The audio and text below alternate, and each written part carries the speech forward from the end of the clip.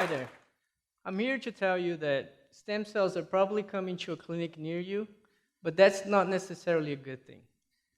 You see, whenever people find out I'm a scientist, they usually ask me, how's this whole stem cell thing going?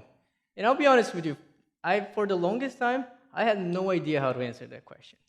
You see, I'm from Brazil, as you can tell, and in Brazil, when you tell people you're scientists, there's no follow-up question. There's only this look on people's faces, you know? It's a mixture of sorrow, concern, a little bit of disappointment, you know? It is really the look of a father whose daughter just brought a boyfriend home and is going, of all the choices out there, I mean, that's what you decided to go with?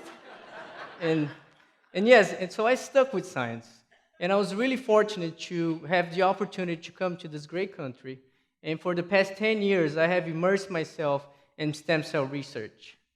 Now, the, the, but in here, people are really interested in science, right?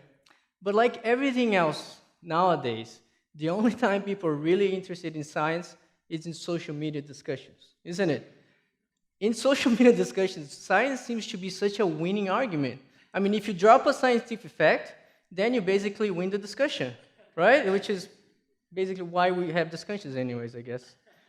But as a scientist, that has always baffled me, okay? Because if there's one thing I learned in science, is that David Freeman was right when he said, the more we know, the less we know.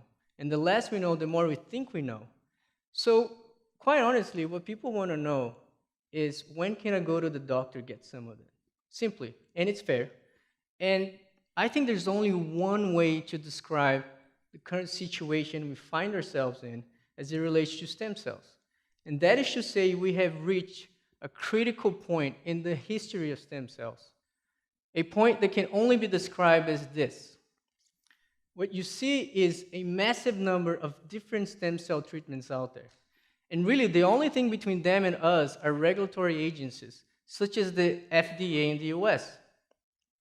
But the number of stem cell treatments out there are getting so overwhelming that some are just falling through the cracks. And the question then is, how did we get here? And what does that mean to you? Uh, so the first thing we have to understand is that stem cells really exist within a relatively large spectrum. Okay, it starts with your embryonic stem cells, goes through your postnatal adult stem cells, all the way to adult cells that we can now genetically reprogram to become embryonic-like stem cells. We call those induced pluripotent stem cells, or iPS cells. Now, we knew from the beginning that embryonic stem cells offer perhaps the greatest differentiation potential, which is, by the way, what defines a stem cell. It's a cell that can replicate, and given the right cue, it can differentiate into something else, hopefully something useful. But we've always known that great differentiation potential also means the greatest risk. And it's a very simple concept to grasp, right? We tell our kids, I tell my kids, they can be anything they want when they grow up, right? Don't you? Except the chances of my son become a professional basketball player are probably really slim, right? But I don't tell them that. But we also know that there are very specific conditions and environmental factors that have to be present just for a kid to become a functional, contributing member of our society. And more often than we like to admit, those conditions are not met, they're not in place, and a lot of the kids end up going astray. Unfortunately, when it comes to embryonic stem cells and iPS cells, going astray really means turning into cancer. And that's the last thing we wanted. Now, as I speak and I say, and I upset a lot of scientists by oversimplifying something very complex, there are many scientists working precisely on deciphering those conditions. And in the future, it's quite possible that the choice between using embryonic stem cell and iPS cell will come down to a moral choice. But with that being said, I have to tell you that both embryonic stem cells and iPS cells represent a very small fraction of all the stem cells out there. What makes the bulk of them are really adult stem cells.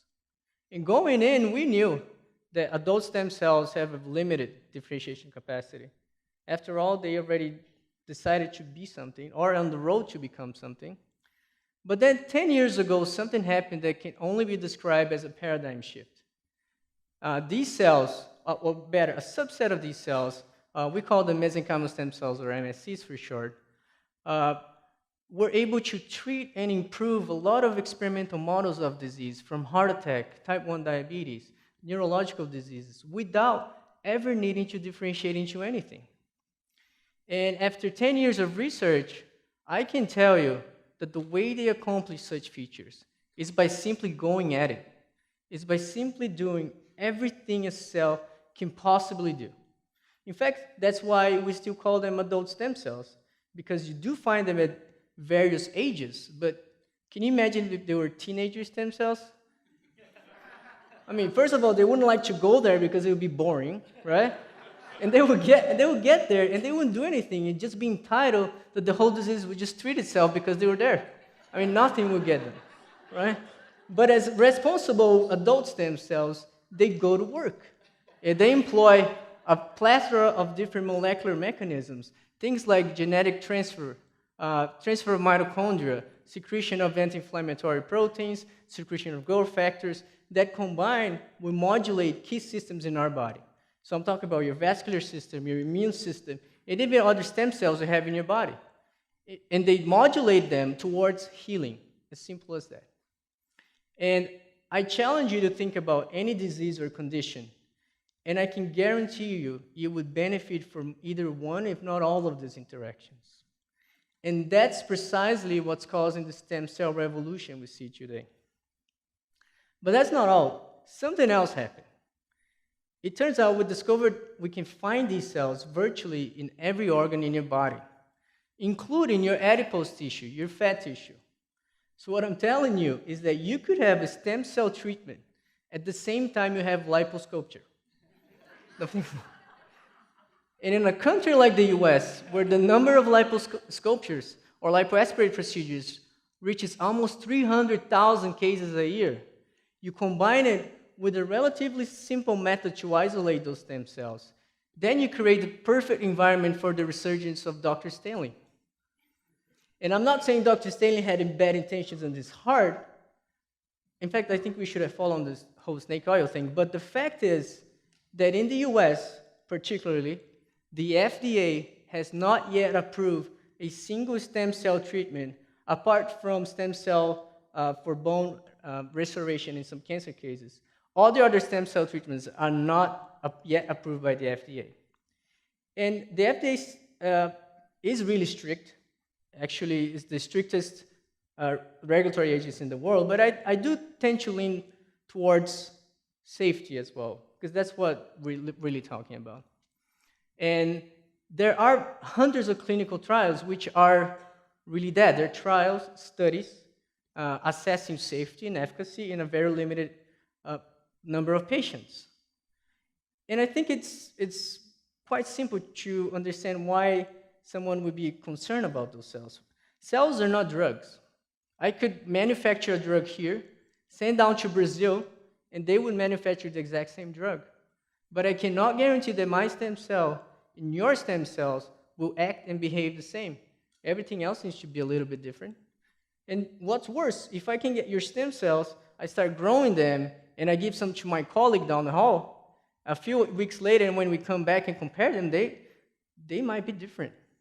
And the last thing is, we know they do a lot of things, but we don't know quite how to control them, okay?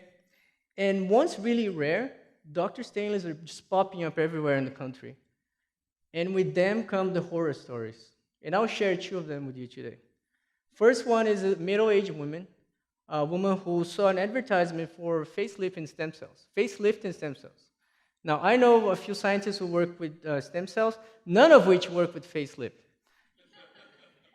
But this physician, in particular, decided it was a good idea to inject stem cells in this patient's face around her eyes. And a few weeks later, she woke up, and every time she blinked, she heard a click. And you could think that's cool for a second until you start freaking out. And it turns out that stem cells in her face decided to turn into bone. So she needed to have them surgically removed. And granted, this happened more than 10 years ago. The second story is really recent. It happened this year. There were 3 older patients who suffered from a degenerative disease of the eye, macular degeneration, and they also saw an advertisement for stem cells, and the physician in that case decided, well, let's go a step further and inject these cells inside their eyes, directly into their eyes. And a few weeks later, all went blind. And what's worse about this case is that the physician, he had the trouble to go to the FDA and start a clinical trial so he could falsely advertise that his procedures were somehow legit. And so we have really come to a point in history in which the most reliable source of information when it comes to stem cells are really scientists. And that's very scary, I'll tell you that. There was a survey done in Florida and in which they asked people, how do you first hear about scientific discoveries? And out of 13 different possibilities, scientists ranked number 9, which means more people learn about scientific discoveries, by the way, done by scientists, through comic books, sitcoms, and movies. That's how people hear about scientific discoveries. And I think that's largely a fault of the scientists ourselves. We are largely at fault of this. You know, being from Brazil, I think the biggest difference between Americans and Brazilians are Americans tend to take themselves a little bit too seriously. And I think it's because you guys don't have enough problems. You don't, right? In Brazil, there's so many issues, so many problems, because we can't afford to make ourselves another one. We wouldn't get out of bed. But here, people tend to take themselves a little too. I'm not saying we shouldn't take what you do seriously, because I think we do, and we must, but we shouldn't take ourselves too seriously. And scientists fall from the same disgrace. And what we really need, I think, is as scientists, we need to get out of our heads a little bit and reach out and inform people about stem cells. Because quite frankly, a simple message could have prevented those disasters. And a simple message will most likely prevent future ones. Because stem cells are coming. We just have to make sure the good ones make it. Thank you.